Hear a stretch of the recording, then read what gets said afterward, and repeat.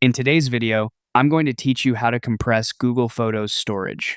If your Google account is getting close to its storage limit, this is a useful way to free up space by converting your existing photos and videos to Storage Saver. Before you begin, just keep in mind that this change is permanent, so it's a good idea to make sure you're comfortable with that before continuing. To get started, open Google Photos in your browser.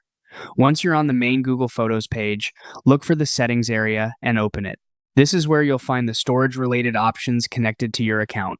Inside Settings, click on Manage Storage. This will take you to the section where Google shows tools and recommendations for reducing how much storage your photos and videos are using. If you've never visited this page before, take a moment to look around so you understand what's being changed. Now, locate the Recover Storage section. This is the part that focuses on helping you reclaim space from media that's already stored in your library.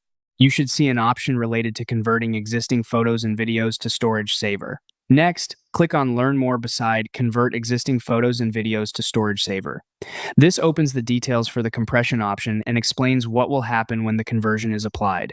Read through this carefully, especially if image quality matters to you, because Google is reducing file size to save space. After that, check the confirmation box, acknowledging that the change is permanent. This step is important because once the existing photos and videos are compressed, you won't be able to undo it through Google Photos. If you want extra peace of mind, this is the point where some people choose to verify they already have backups elsewhere before moving on. Once the box is checked, click on Compress Existing Photos and Videos.